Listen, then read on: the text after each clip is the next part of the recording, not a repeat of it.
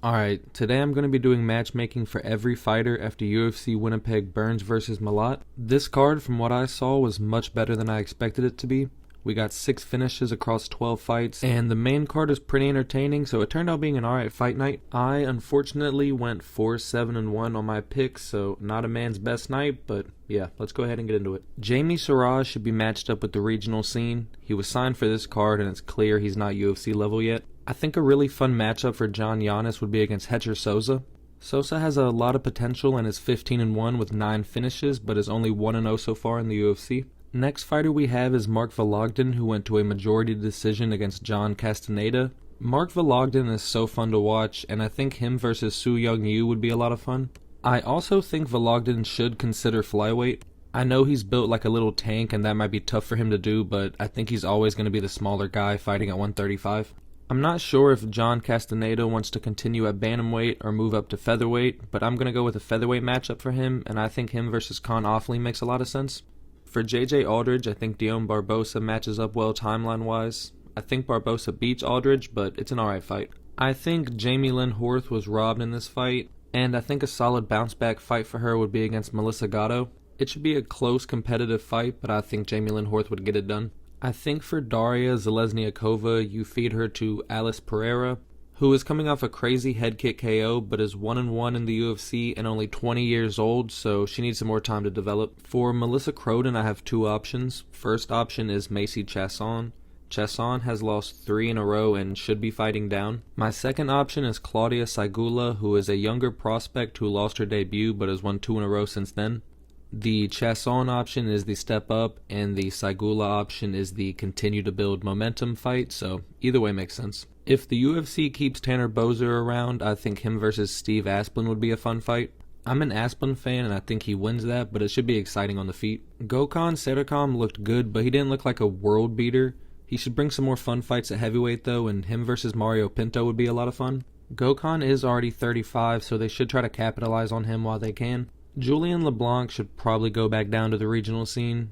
He was also signed for this card and just didn't look ready for it. Shout out Robert Valentin for getting the win and a great emotional post-fight speech. He might have just saved his UFC career. And I think this is a tough matchup for him, but a fight where he could shock an upset would be against Dante Johnson. Johnson's hype kind of plummeted after his performance against Cody Brundage, so he needs another tune-up fight as well. Dennis Bazookia got colded so bad, man. He's now 1-4 in the UFC, so I think either the regional scene or someone like Curtis Campbell or Harry Hardwick. Him versus Hardwick could actually be a fun fight, and if he beats Curtis Campbell, then we know to get Curtis Campbell out of here for good.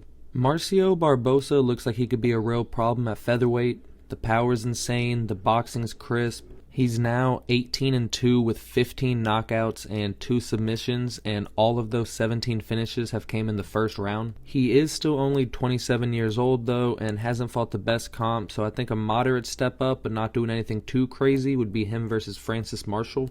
Marshall is 3-3 in the UFC and would be much more of a test than Dennis Bazookia. Thiago Moises lost a split decision to Gage Young, and I think him versus Abdul Karim Al-Sawadi is a good fight. Moises should be able to bounce back, but if Al-Sawadi sneaks the win out, that'd be great for his career. Gage Young looked solid against Thiago Moises, especially in the grappling and the takedown defense, but he's still very young, so I think another good test matchup would be versus Kyle Nelson. Kyle Nelson is coming off a knockout loss to Terrence McKinney and is now 5-6-1 in the UFC. It's another tough test, but definitely a winnable matchup for Gage Young. Karine Silva has fallen off a cliff in her last couple fights. I think her versus Carly Judice is a good matchup. Judice is only 6-2, so this is a big step up for her, but if she gets the win, you get a young prospect shooting up the rankings, and if Silva gets the win, it's a much-needed bounce back.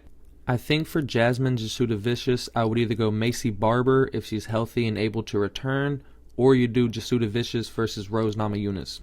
I like both of these matchups, so either way makes sense. Mandel Nallo got chinned, but man, he looked like a lot of fun. His striking is fast, the kicks are crazy, and he hurt Jai Herbert like 3 times. He just got caught. I think a safe bounce-back matchup for him is versus Jamie Mullarkey. That should be a favorable matchup for Nallo. For Jai Herbert, man, he's exciting, he's fun to watch, but he's 37, so I think you try to capitalize on as many fun fights with him as you can.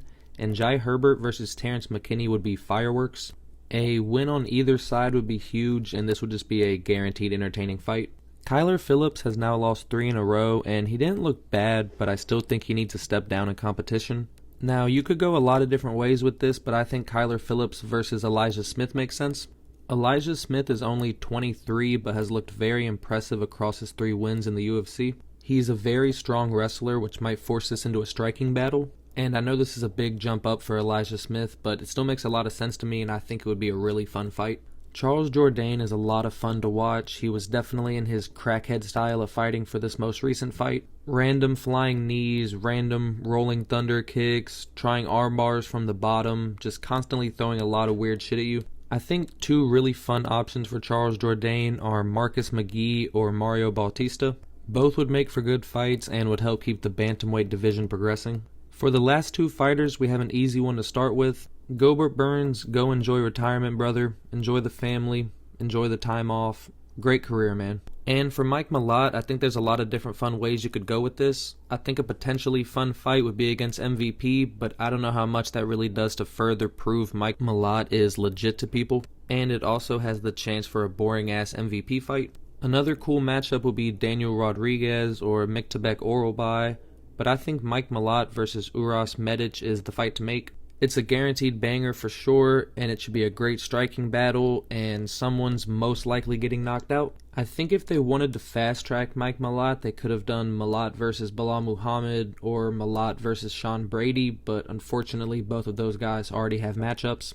So again, for now, I think the best option is to fight Uras Medic, who is ranked number 13 at welterweight and would still help him move up that ladder. Alright, so those are my picks for matchmaking every fighter after UFC Winnipeg Burns versus Mallot. If you think I cooked, let me know. If you think that shit was ass, let me know. Either way, just let me know, and I will see y'all in the next one.